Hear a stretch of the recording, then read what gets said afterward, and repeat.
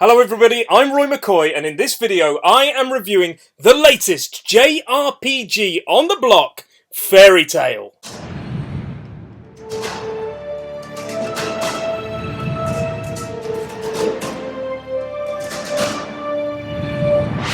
If this is your first time on my channel, hello and welcome. This is a channel that focuses on story-based games, and I do a review every week, and I like to go really deep into why the game is good or not. So if that's your thing, please subscribe and also throw me a like, because that means a lot and it's free. And after that shameless plug, let's crack on with Fairy Tail. In this video, I will be looking at, first of all, what is Fairy Tail? Second of all, I will be going into the story.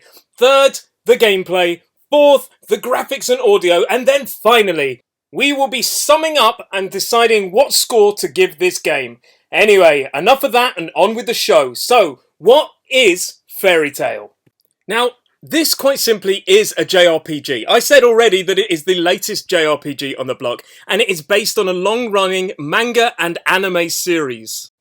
Which leads me to say that to play this game and fully appreciate it, you do need some idea, and when I say some, quite an extensive idea of what happened in the series to fully get the most out of this game. However, if you are a fan of the series, then all of your favourite characters have been brought to life. There are several playable characters in the game, but the main two characters that you have to mention are Natsu, who's a really strong, kind of hero-like character with his amazing six-pack, and he wields magic. In fact, they all wield magic. The whole idea of Fairy Tail is magical guilds. We'll get onto that soon. And the other main character is Lucy, who's she quite... Let's word it this way, she doesn't wear the most combat-friendly clothes I've ever seen in my life. And I think that at this point I need to mention, before I get onto the story and the gameplay and the rest of the game, that some of the representations of some of the female characters were a little bit uncomfortable. Now, I'm not the biggest prude in the world, but I felt at times I didn't need that in the game to enjoy it. Let me give you an example. There is a character, a strong female character called Ezra, and she's dressed in a suit of armor and she wields a sword. I thought this is brilliant, this is great.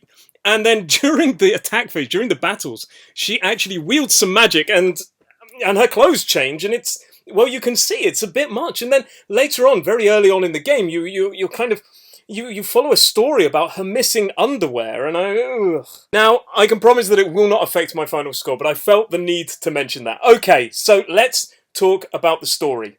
For me, this was really a strong point of the game. Basically, the characters return back to the land of Fiore after several years to return to find their guild, their magic guild, which is called Fairy Tail, which is basically the whole idea of the game. It's all based on a world of magic and the ability to cast spells and things like this. And they find that their guild has become very derelict and old, and the whole idea of the game, along with other kind of subplots and everything like this, is to build your guild back up back into its kind of former glory where it once was, and you're competing with other guilds in the same kind of way you do in My Time as Portia when you're trying to make your workshop the best. Now, I'm not going to go too far into the story because this is a JRPG and effectively the story is the selling point of this game. But it's that kind of return to former glory story, and then in your guild you can choose certain tasks which you can do around the town or around the local area to kind of defeat the local baddies or defeat the local baddies. One thing I have to say at this point is a number of the missions and the tasks were pretty repetitive.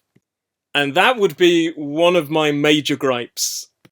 Now, as I've said before, this story as well was based on a huge amount of source material and backstory. One thing the game does really, really well is it occasionally drops in a previous event that was seen in the anime or the manga series, and then it adds it to the encyclopedia, which involves a lot of reading, but it gives you an idea of where you are in the story.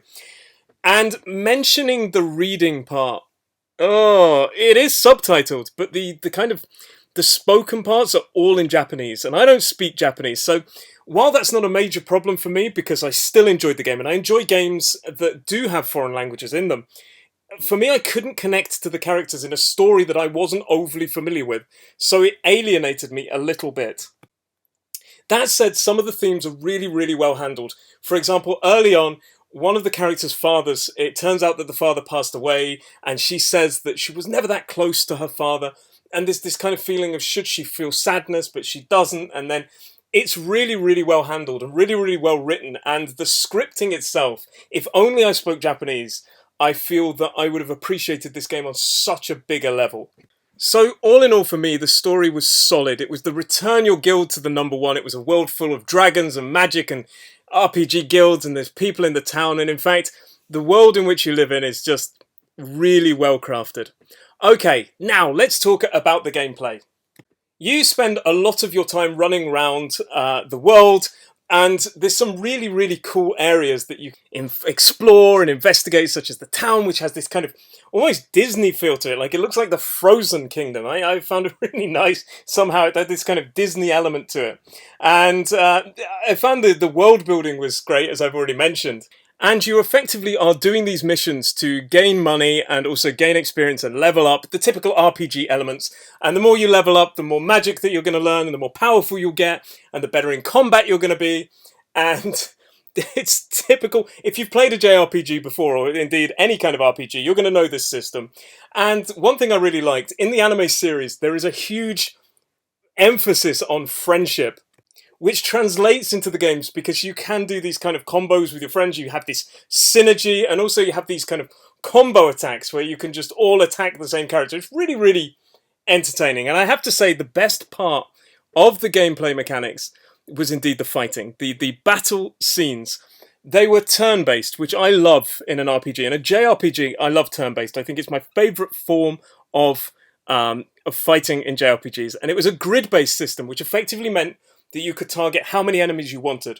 And your attacks ranged from like a physical attack and a magic attack, all of which had this kind of really kind of beautiful artwork, really stylized. It looked ripped straight out of an anime. The only thing I'd say is after you've done the same attack several times, the kind of cutscene gets a little bit repetitive. But for me, the combat was a solid element along with the story. So now let's talk about the graphics. And I have to say, the cutscenes and the fight scenes, they look like anime. They look beautifully like anime. And the main kind of world was good enough. It looked great. It didn't look overly spectacular running around the world, but there was nothing wrong with it. And I feel like I've already talked about my major issue with the audio. I mean, the sounds and everything else, that was great, but the non-dubbed Japanese, for me, it made it difficult for me to connect, but that's not going to affect the final score. And mentioning the final score, it's time to come on to what I really thought of this game. So, it's a lot of fun. I enjoy it. The battles for me and the story were the high points, even if at times it did kind of reference old things that you should probably know, which implies that it's true to the source material. However, it disconnected me without knowing the full extent. And yes, there are those encyclopedia entries, which are great, but I just kind of wish they'd maybe explain things a little bit more.